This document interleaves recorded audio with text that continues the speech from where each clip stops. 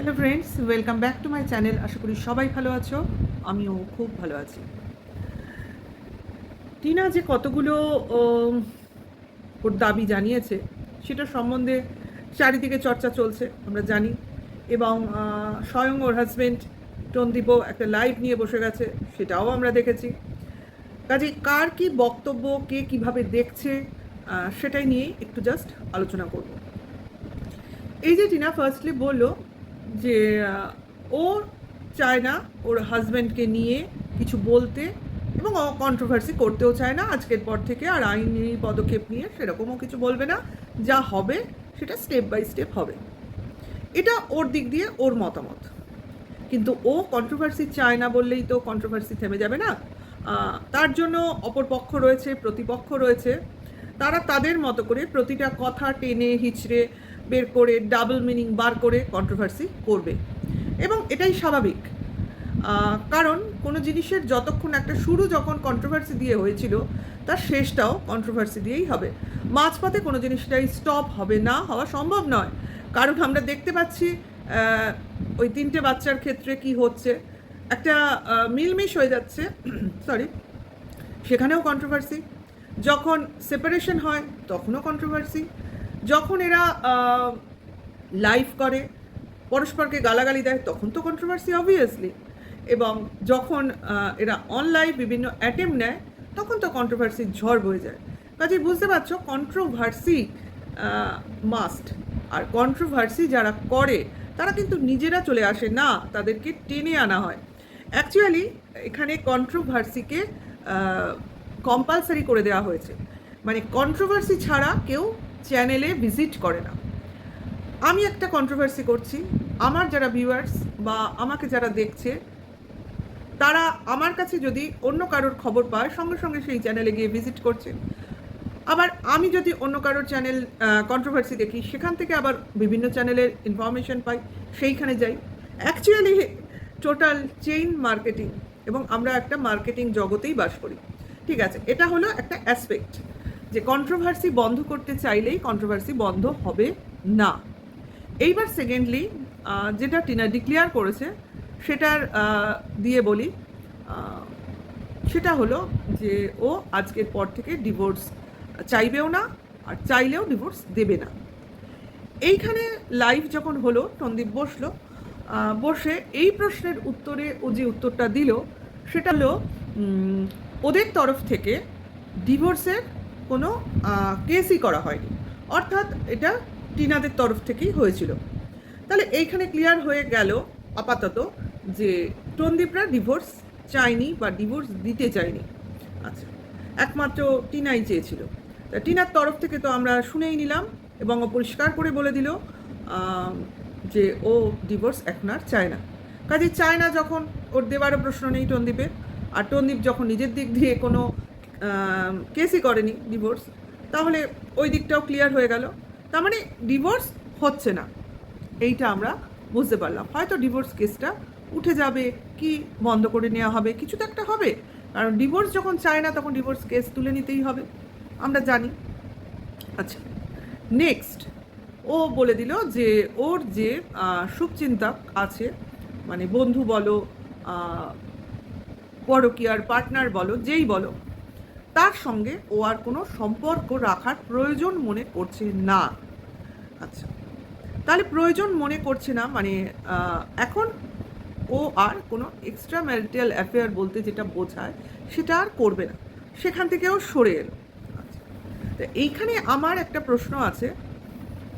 যখন কিনা টনদীপ কিছু কল রেকর্ডিং রিভিল করেছিল যেখানে টিনার বন্ধুও জড়িত ছিল, সেখানে টিনাকে আমরা বলতে শুনেছিলাম যে ও মানে জানাজানির পর ও আর কোনো রাখবে না ওই সরকারের সঙ্গে সম্পর্ক, এই ব্যাপারটা টনদীপ ভুলে যাক, আর এটা নিয়ে জলঘোলা করতে নয়, এরম, এটা আমি জিসটা বললাম। তার উত্তরে টনদীপ বলেছিল যে তুই ভুলতে চাইলেই কি ভুলতে পারবি, এরম কথা। কারণ অনেক কিছু প্রমাণ, কিছু আছে গোপন তথ্য যেটা কিনা ওই সরকারের কাছে আছে, যেটা দিয়ে হয়তো বা ও ব্ল্যাকমেলিং করতে পারে, এবং সে তার জন্য টিনা নাকি কখনোই সম্মানের সঙ্গে বাঁচতে পারবে না, এবং সমাজে মাথা উঁচু করে দাঁড়াতেও পারবে না, এরকম একটা কথা। এবং ওর সুইসাইড করা ছাড়া কোনো উপায় নেই, এটাও বলেছিল, আমরা শুনেছিলাম সবাই। তাহলে এখন টিনা অন ক্যামেরা বলছে যে ও সরকারের সঙ্গে কোনো সম্পর্ক রাখতে চাইছে না, প্রয়োজন নেই এবং আর রাখবেও না। তাহলে এইখানে আমাদের একটা জিজ্ঞাসা এসেই যায়, তাহলে এখন যখন রাখবে না বা রাখার প্রয়োজন করছে না, যেটাও আগেও বলেছিল, তখন যে ভয়টা ছিল এখন কি সেই ভয়টা আছে না নেই? যদি না থাকে তাহলে তখন কিসের ভয় ছিল, যেটা কিনা টনদীপ বলতে চাইছিল? সেই কাজটাই ও যদি এখন করে, এখন সম্পর্ক না রাখে, তাহলে নিশ্চয়ই তার কাছে যে জিনিসটা রয়েছে টনদীপের কথা মতো, সেটা নিশ্চয়ই ও রিভিল করতে বসবে, কারণ রিভেঞ্জ মেন্টালিটি নিশ্চয়ই থাকা উচিত টনদীপের কথা অনুযায়ী। তাহলে সেই জিনিসটা নিশ্চয়ই আমরা দেখতে পাবো। আর যদি না দেখতে পাই রিভেঞ্জ মেন্টালিটি বা কিছুই যদি না থাকে, সেরম কিছুই যদি না থাকে, তাহলে আর কি দেখাবে? সেরম জিনিস যদি না দেখায়, তাহলে এখানে কে মিথ্যাবাদী প্রমাণিত হবে? আশা করি আমি বোঝাতে পারছি আমি কি বললাম। কারণ আমি একজনের সাথে সম্পর্ক রাখছি, যদি আমার কিছু গোপন তথ্য তার কাছে থাকে, আমি তাকে যখনই ছাড়তে যাব, সে যদি আমায় ছাড়তে না চায়, অবশ্য করেই সেগুলো সে পাবলিক করবে, যেটা কিনা টনদীপ বলেছিল। তাহলে তখন ছাড়েনি ওর কথা মতো, টনদীপের কথা মতো, ওর জন্য ও বাড়ি ছেড়ে চলে এসেছিল, সেটাও টনদীপের কথা মতো। এসব আমরা টনদীপের ভিডিও থেকেই জেনেছি। তাহলে আমরা ধরে নেব সেই ভয়ে টিনা ওর সঙ্গে ছিল। তাহলে এখন যখন অন ক্যামেরা পাবলিকলি বলছে আমি রাখবো না সম্পর্ক, তাহলে কি সেই ভয়টা আছে না নেই? যদি থাকে, বলা তো হয়ে গেছে, আশা করি সেই তথ্যগুলো আমরা দেখতে পাবো। আর যদি না দেখতে পাই, তাহলে কে এখানে মিথ্যাবাদী প্রমাণিত হবে? এরপরের উত্তরটা তো ক্রমশ প্রকাশ্য বা ক্রমশ হয়তো বা প্রকাশ্যে আসবে। আচ্ছা, আর পরের একটা ও যে প্রস্তাবটা রেখেছে যে ওর কিচ্ছু চাই না, ও শুধু ওর ছেলেকেই চায়। অনেক সহ্য করেছে এই 8 মাস ধরে, আর পাচ্ছে না, একমাত্রই ওর দাবি ওর ছেলে ওকে দেওয়া হোক। এটা অনেক আগেই ও করতে পারতো, কিন্তু ও ভেবেছিল ছেলে যেখানে আছে থাক, ওর যখন এখনও সেরকমভাবে ইনকাম তৈরি হয়নি, এইসব পয়েন্টসগুলো ও ভেবেছিল যে এখনই দায়িত্বটাও নিতে পারবে না, কিন্তু এখন ওর সেই জায়গাটা তৈরি হয়েছে এবং ছেলের দায়িত্ব ভালোভাবেই নিতে পারবে এবং কোনো এক্সট্রা অ্যাফেয়ারেও ও যুক্ত থাকছে না। কাজেই ওর ছেলের কাস্টাডি পেলেও পেতে পারে, আমি জোর দিয়ে কিছু বলতে পারবো না, কারণ যেটা হবে সেটা নিজে মুখে টিনা বলবে, আর বলার থেকেও করে দেখাবে, এটাই বেস্ট। কারণ অনেক বলা কওয়া অনেক কিছু হয়ে গেছে, এইবার করে দেখানোর সময় এসছে। যেটা করব তো সেটা করব। আর ওর কনফিডেন্স লেভেলস আমরা আজকের ভিডিওতে দেখতেই পেয়েছি, মুখে যেন অসম্ভব জৌলুস এবং কিছু পাওয়ার ইচ্ছা, প্রবল ইচ্ছা এবং একটা ভিতরের উদ্যম জেগে উঠেছে, উইল পাওয়ার। এটাই দরকার ছিল, যে কোনো লড়াইয়ে এগুলো প্রয়োজন হয়, প্রতিপক্ষকে দেখানোর জন্য, নিজেকে তৈরি থাকার জন্য এবং সর্বোপরি শক্ত মানে মনোবল বাড়ানোর জন্য, এবং আমাদের জন্য তো অবশ্য করেই একটা পজিটিভ বার্তা। এগুলো তো আমাদের খুবই উদ্দীপিত করে অ্যাকচুয়ালি। যাই হোক, এই প্রসঙ্গটায় প্রচুর কন্ট্রোভার্সি হচ্ছে। স্বয়ং টনদীপদা বলতে বসে পড়েছে চাইলেই কি পেয়ে যাবে নাকি, সবার কথা, একা ওর কথা না, চাইলেই কি হয় নাকি, চাইলেই কি দিয়ে দেবো নাকি, মামদোবাজি নাকি, মুখের কথা নাকি। এক্স্যাক্টলি, চাইলেই দিয়ে দেওয়া যাবে না, বা চাইলেই দিয়ে দেয়নি, বা ও চেয়েছিল ওকে দেওয়া হয়নি। আশা করি আমি পয়েন্টসে আসতে পেরেছি। এটাই পয়েন্ট, এটাই প্রুভ হতে চলেছে যে ওর সন্তানকে ও চেয়েছিল, ওকে দেওয়া হয়নি। সেই মুহূর্তে ও ঝামেলা করেনি, ভেবেছে সন্তান যখন আছে, গণ্ডগোল যখন ঠান্ডা হয়ে যাবে, আমি তো আমার সংসারে ফিরবই, এটা তো আমার সংসার, আমি বিবাহ সূত্রে এটা এই ফ্যামিলির সঙ্গে আমি জড়িয়ে গেছি, এই ফ্যামিলির সঙ্গে আমার সম্পর্ক কেউ অস্বীকার করতে পারবে না যতক্ষণ না আমার ডিভোর্স হচ্ছে লিগালি। এখানে আমার আইনত অধিকার আছে, কিন্তু একটা গণ্ডগোল, একটা অন্য সম্পর্কের কারণে আমার স্বামী আমাকে ভুল বুঝছে, ভাবছে আমি হয়তো তাকে ভালোবাসি, এবং সেটা যখন পাবলিক করে দিল আমারও রাগ হলো, অভিমান হলো, আমিও আমার স্বামীর ওপর রাগ করে সেটা স্বীকার করে নিলাম এবং আলাদা থাকতে শুরু করলাম।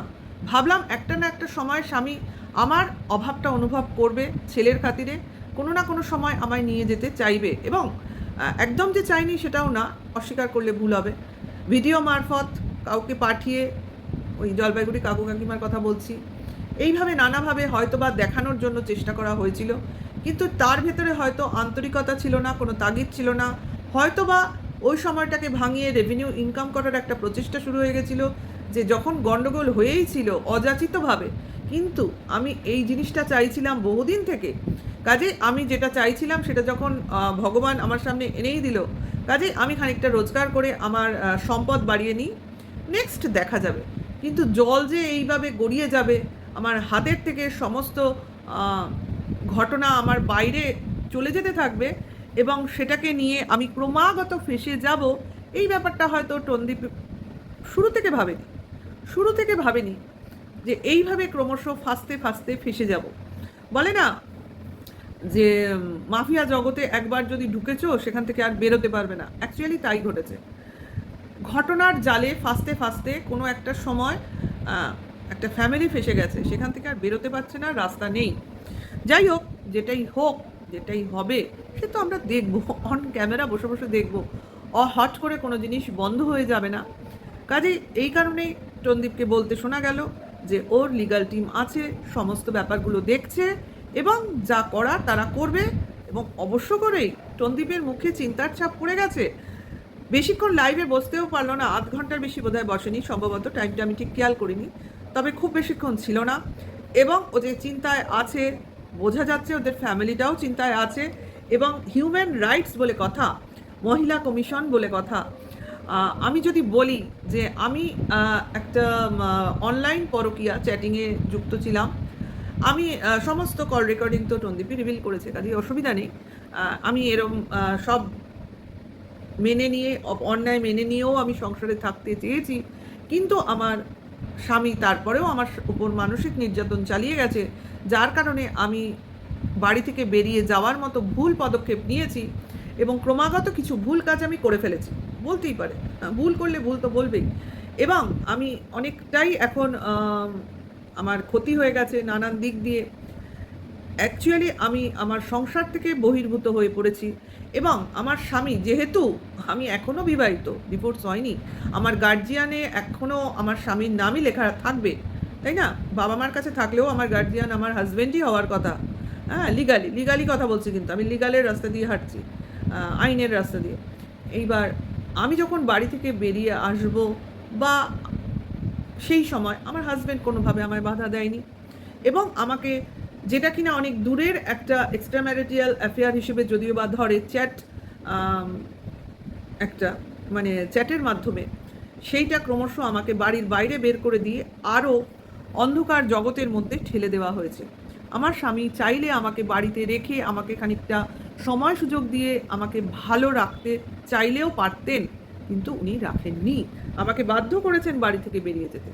বলতেই পারে হিউম্যান রাইটস কিন্তু সমস্ত গ্রাউন্ডগুলো খতিয়ে দেখবে, এবং আরও দেখবে যে এই মেয়েটা কোনো কিছু না নিয়ে, তার ফোন না নিয়ে, তার চ্যানেলের অধিকার না নিয়ে, যেই চ্যানেলে কিন্তু প্রতিনিয়ত নিজের মুখটা দেখিয়েছে, তারপরে তো টাকা সমস্ত অ্যাকাউন্ট থেকে নিয়ে নিয়েছে, মানে একে একদম নিঃস্ব রিক্ত করে তবে বাড়ির বাইরে যেতে দেওয়া হয়েছে, এবং তাকে প্রতিনিয়ত তার চরিত্রকে বিক্রি করে রেভিনিউ ইনকাম করা হয়েছে। এই সমস্ত জিনিস কিন্তু এই কমিশন দেখবে, তারপরে তারা তাদের মতো করে নিশ্চয়ই একটা রায় তৈরি করবে। কাজেই আমি বলবো, কোনো জিনিসটাই কিন্তু সোজা হতে চলছে না, সবাই কিন্তু একটু হলেও চিন্তায় পড়া উচিত। পড়েছে কি পড়েনি আমি জানি না, কিন্তু পড়া উচিত, কারণ জল অনেক দূর গড়িয়ে গেছে। এই মুহূর্তে যদি টিনা যে মুহূর্তে রয়েছে, ও যদি বলে যে আমার অন্যায় হয়েছে, আমার ভুল হয়েছে, আমি আমার পুরনো সংসার ফেরত চাই, পুরনো সংসারে ফিরতে চাই, আমাকে সেই সুযোগটা দেওয়া হোক, তাহলে আইন কি করবে সেই জানে। এইখানে কিন্তু কমিশন সমস্ত জিনিসটা খতিয়ে দেখবে, ঠিক আছে? মহিলা কমিশন মহিলাদের কথা তো আগে ভাবে, তারপরে আবার ওই বয়সী একটা বাচ্চাকে মায়ের থেকে দূরে রাখা হয়েছে। আজকে মা 8 মাস পর কথা বলছে, তাই নিয়েও কথা বলছে। তখন যদি কথা বলতো তখনও বলতো। মাল রিকভারির দিন রীতিমতো থ্রেট দেওয়া হয়েছিল টিনাকে, ছেলের কথা উঠছে কেন, ছেলের কথা বললে কিন্তু বিপদ আছে। ভুলিনি আমরা কিচ্ছু। কাজে কোথা থেকে কি হয়েছে সেটাও যেমন আমরা জানি, কোথায় গেলে কি হবে সেটাও আমরা খানিকটা বুঝতে পারছি। কাজে লাইভে এসে কোনো চিন্তা ভাবনা নেই, কোনো কিছু টেনশন নেই, এই রকম ভাব দেখালেই যে জিনিসটা এতটাও সহজ সরল সেটা ভিউয়ার্সদের বোঝানোর চেষ্টা করা পুরোটাই বোকামি, মূর্খামিই বলবো। সবাই যেটা বোঝার সেটা বুঝতে পারছে। অ্যাকচুয়ালি সামনের দিন খুব কঠিন আসতে চলেছে। তাহলে আর যাই হোক, আরেকটা কথা বলে আমি ভিডিওটা শেষ করব। অনেকেই বলছে এদের এটা গেম প্ল্যানিং কিনা। অবশ্যই গেম প্ল্যানিং নয়, এটা একটা রিয়েল স্টোরি বা রিয়েল বাস্তব ঘটনাই ঘটছে। এটা কোনো প্ল্যানিং প্লটিং হচ্ছে না। আশা করি আরও ভবিষ্যতে বুঝতেই পারবে না এটা কোনো গেম প্ল্যান নয়। আবারও বললাম, এর আগের ভিডিওতেও সম্ভবত আমি বলেছি। তাহলে যদি ভালো লাগে আমার ভিডিওটা অবশ্য করেই লাইক করো, কমেন্টস শেয়ার করো, আর নেক্সট ভিডিও ওয়েট করো। আর এখনকার জন্য টাটা, বাই।